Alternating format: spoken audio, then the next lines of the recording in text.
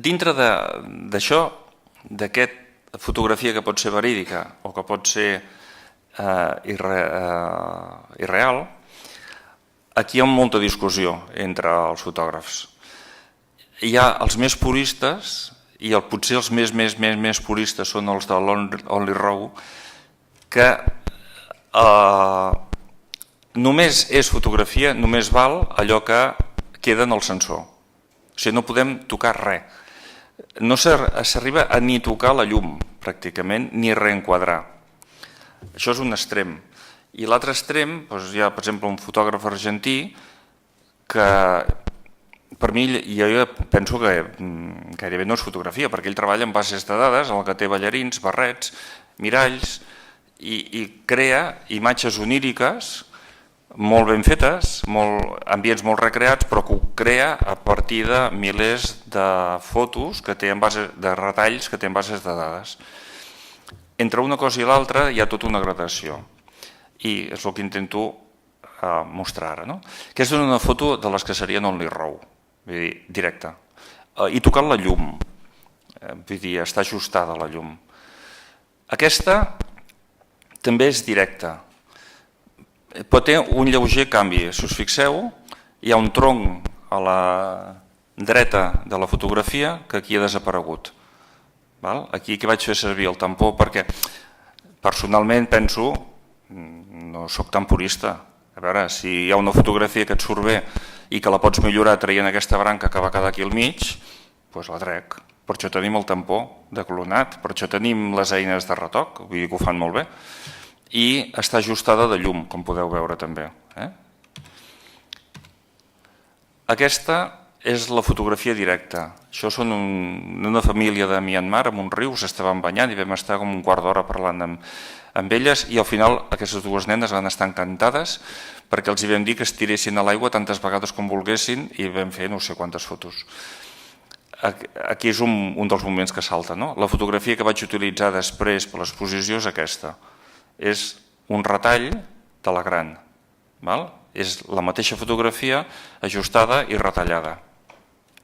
Aquesta està corregida, o sigui, està agafada molt de sota, llavors a la foto original la paret està deformada, llavors està reenquadrada, o sigui, està reconvertida en paral·lela com la realitat, com si hagués agafat la foto de més amunt. Té un lleuger retoc, no és tal qual, però és l'únic retoc que té. Aquesta només està passada a blanc i negre.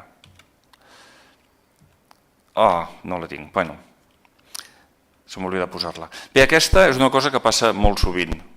Em falta la mostra d'aquesta treta, però us ho podreu imaginar fàcil. Això és una cosa que passa moltes vegades. Fas la foto i aquest de la camisa blava és un altre fotògraf que està a l'altre cantó del que estàs fotografiant. I això és supertípic. Clar, abans, quan treballàvem negatiu, era inaprofitable la foto. Ens sortia allà i a vegades ven amb un cangur rosa o groc. Aquí què passa? Fas la foto, l'agafes amb el tampó, l'esborres i ja està. I ha desaparegut. I el mateix val per uns fils, val per moltes altres coses.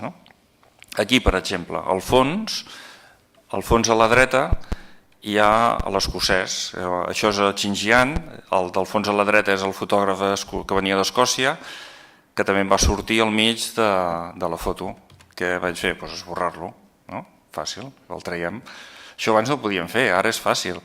És fàcil si admets la utilització del tampó de clonat, de fer aquestes lleugeres variacions, que hi ha qui no les admet.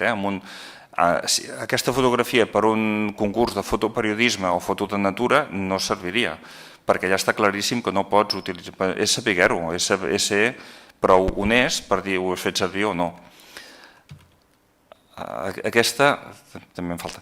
Aquí vaig treure el nen sencer de l'esquerra, no la tinc ara. Aquí sí. Bé, una altra tècnica que ens permet el digital, i aquí vull aprofitar per defensar per què el digital. Això és el Kashgar, a Xinjiang, un home que trobes pel carrer, li fas la foto i el fons és infumable. En canvi, l'expressió d'ell és maca. al fons, o sigui, ell és el mateix home, està retallat i el tros de taula que li tapa un tros d'americana, l'americana està reconstruïda, no em va sortir massa bé, es nota una mica rara, però ara suposo que em sortiria més bé la reconstrucció de l'americana, però bueno, amb el temps em vas aprenent. Aquesta està posat sobre un fons, vaig provar 2 o 3 fons, era una foto normal d'un altre home que passava pel mateix carrer, el vaig desenfocar una mica i vaig fer, és una fotocomposició, evidentment.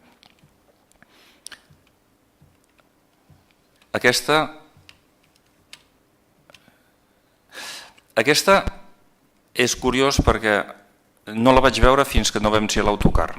És a dir, aquestes noies estaven a casa seva, hi havia tot de fotògrafs, vull dir, uns 10 fotògrafs fotografiant-les, i jo vaig fer aquesta fotografia en la qual em va agradar els colors, la porta, però vaig veure l'escena en general, no vaig saber veure l'escena que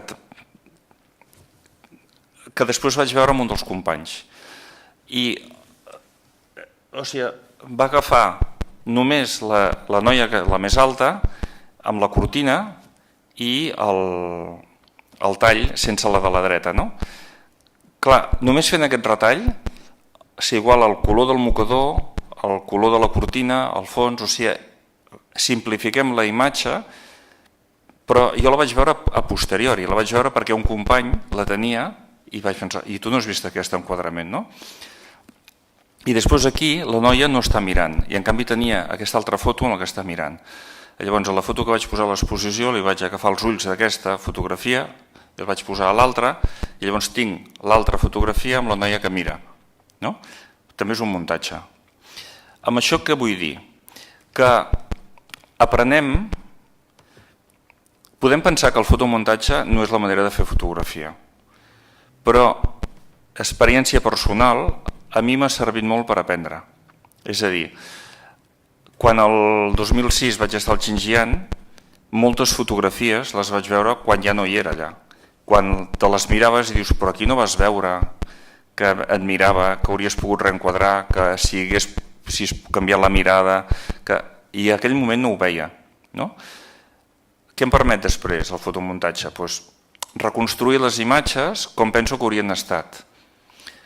Clar, això no és ètic si dius que allò és la foto real. Si expliques que és un fotomuntatge, doncs ho és, no passa res. Però per què ens serveix d'aprenentatge? Aquesta que veieu ara és del 2011 a Myanmar. Entremig, aquí vaig fer servir molt poc retoc, molt poc. Per què? Perquè havia après.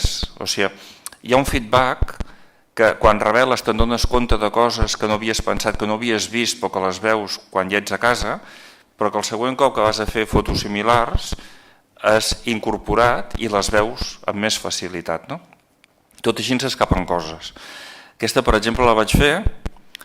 Què se'm va escapar aquí? Se'm va escapar la persona que està tallada a la dreta i se'm va escapar que la mà del noi li vaig tallar els dits, no em vaig donar compte. Aquesta és la foto posterior. Què hi ha? Vaig esborrar el de la samarreta i el vaig substituir per un dels budes del fons. Vaig ajustar les llums i la mà que allà està tallada és el dit de l'altra mà transportat i inventat el tros que falta està inventat.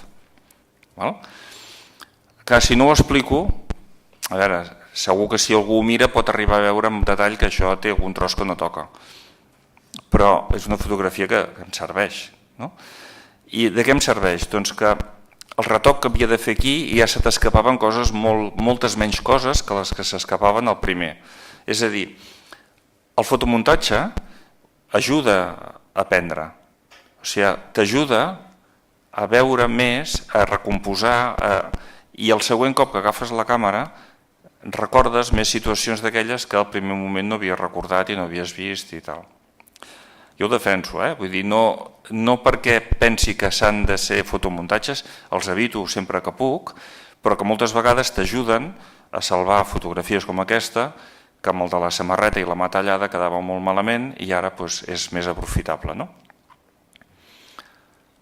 Aquí si us fixeu, la cara de la segona nena no és igual.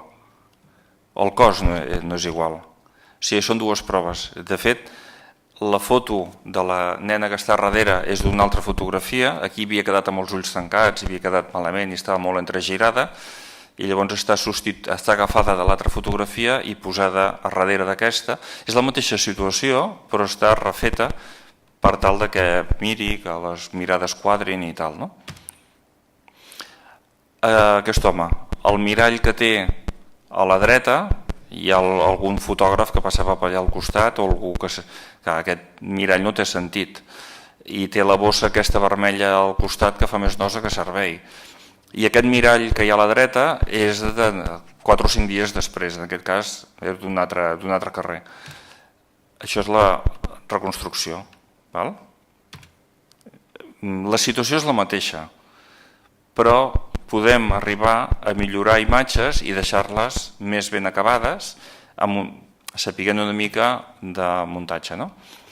Aquí, una escola de música. Evidentment, la foto és el del nen de la boina, però tot el fons aquest no quadra, té masses coses, no té sentit. Aquí li vaig intentar donar més unitat, veieu que és la unió d'aquestes dues fotografies. Aquesta és muntatge o no? Sí, és un muntatge també. La bicicleta, el tema de bicicletes, és el far de Barberia de Formentera. Amb la moto sola quedava molt pobra i la bicicleta aquesta està retallada d'un altre moment i posada aquí i feta a l'ombra i tal, el moment que toca, i ja està. Aquesta no, aquesta és directa. Els vaig mostrant intercalades, però per mostrar que creem una imatge creïble, però que no sempre la imatge creïble es correspon amb la realitat. La podem manipular. Aquest cargol també és real. No està tocat ni només està fet amb aproximació. Perquè en una exposició que vam fer sobre la Camarga, en lloc del pelicà aquest, el flamenc aquest gran, aquí en realitat hi havia un ànec que havia sortit desenfocat. Els flamencs del fons són de la Provença, de la Camarga, i el flamenc del primer terme és del Delta de l'Ebre. Presentada a un lloc on valen fotomuntatges és vàlida. A un lloc de fotonatura no seria vàlida perquè és un muntatge.